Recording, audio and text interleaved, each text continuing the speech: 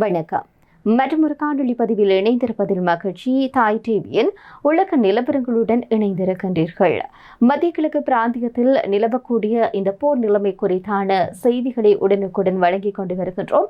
அந்த வகையில் பார்க்கிற போது இன்றைய நாட்களையும் இடம்பெற்றிருக்கக்கூடிய மிக முக்கியமான விடயங்கள் தொடர்பாக தான் ஒரு ஆழமான ஒரு பார்வையாக இந்த காணொலி அமையப்பெற போகிறது. குறிப்பாக லெபனான் மீது தொடர்ச்சியாகவே இஸ்ரேல் தாக்குதலை நடத்தி வருகிறது. தற்போது அந்த எல்லையை கடந்து லெபனான் தலைநகர் பெய்ரூட் வரை சென்றிருக்கிறது. இவை பற்றிய செய்திகளை சர்வதேச ஊடகங்கள் வாயிலாக அறியக்கூடியதாக இருக்கிறது.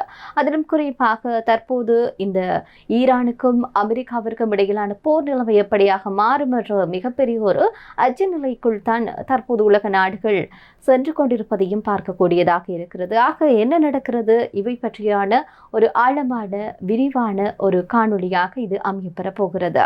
குறிப்பாக உங்களுக்கு தெரியும், ஈரான் இந்த லெபனான் மீதான தாக்குதலை கடுமையாக கண்டிக்கிறது. அந்த வகையில் பார்க்கிற போது குறிப்பாக அமெரிக்காவிற்கும் இஸ்ரேல் ஆகிய நாடுகளுக்கும் இடையே நடைபெற்றிருக்கக்கூடிய இந்த முரண்பாடும் நட்பும் முறியும் அளவிற்கு சென்றிருப்பதான ஒரு விடயமும் பேசப்பட்டு கொண்டிருக்கிறது. அது என்ன விடயம் என்பது தொடர்பாக பார்க்க போகின்றோம். குறிப்பாக அமெரிக்க அதிபரான டொனால்ட் ட்ரம்ப் மற்றும் இஸ்ரேலுடைய பிரதமரான பெஞ்சமின் நெதன்யாகுவை தொலைபேசியில் கடுமையாக திட்டியிருப்பது போன்ற தகவல்கள் வெளிவந்து கொண்டிருக்கிறது.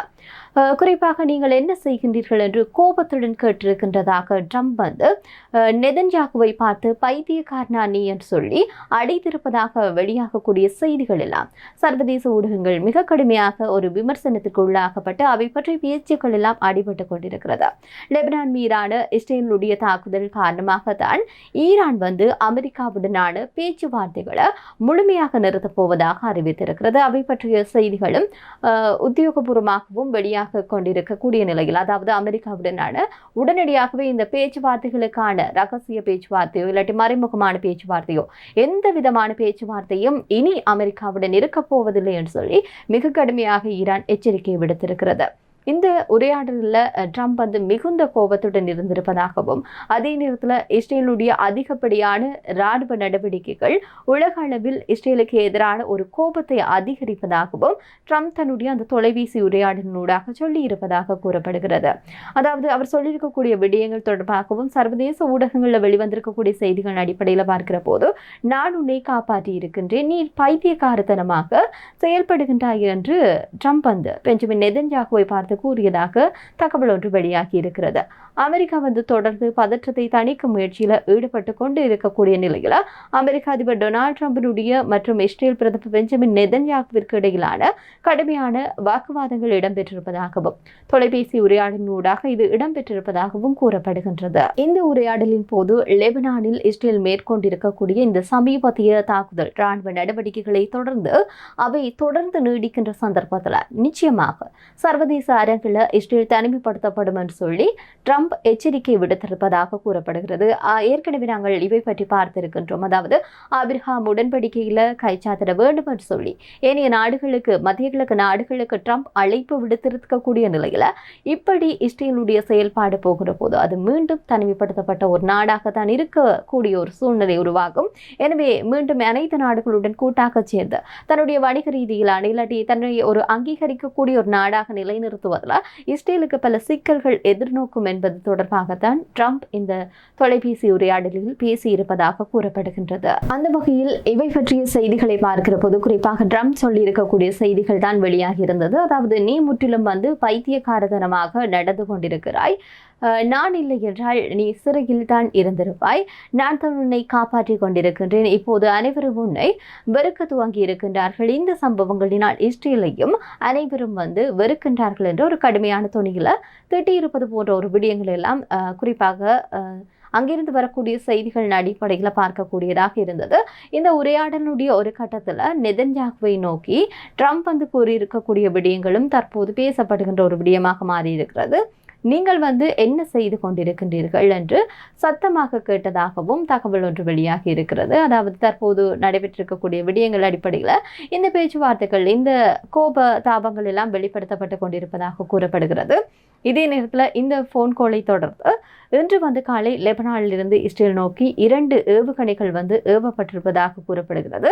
இஸ்ரேல் படை அவற்றை வெற்றிகரமாக வானிலேயே தடுத்து அழித்திருப்பதாகவும் கூறப்படுகிறது. இந்த ஏவுகணை மூலம் வடக்கு இஸ்ரேல் பகுதியில் அவசர எச்சரிக்கை ஒலிகள் எல்லாம் எழுப்பப்பட்டிருப்பதாக கூறப்படுகிறது.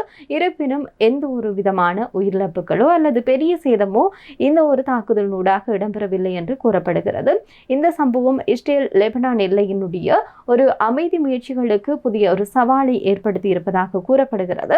நெதன்யாகுவும் தன்னுடைய எக்ஸ் தள பக்கத்தில் வெளியிட்டிருக்கக்கூடிய கருத்துக்களை பார்க்கிற போது கிஸ்புல்லா எங்கள் நகரங்களையும் மக்களையும் தாக்குவதையும் நிறுத்தாவிட்டால் பெய்ரூட்டில் உள்ள பயங்கரவாத இலக்குகளை நோக்கி நாங்கள் தாக்குவோம் என்று சொல்லியும், அதே நேரத்தில் எங்களுடைய இந்த நிலைப்பாடு மாறாது என்று பெஞ்சமின் நெதன்யாகு, இஸ்ரேலுடைய பிரதமரான பெஞ்சமின் நெதன்யாகு தன்னுடைய அந்த சமூக வலைத்தளங்களில் பதிவொன்றை இட்டிருக்கின்றார்.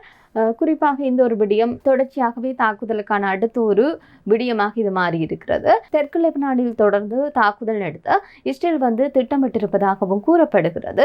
ஈரான் நாடாளுமன்ற சபாநாயகரான ஹலிபாப் சொல்லியிருக்கக்கூடிய விடயம், ஈரான் அமெரிக்காவுடனான பேச்சுவார்த்தைகளை நிறுத்தி இருப்பதாக அறிவித்திருக்கின்றார்.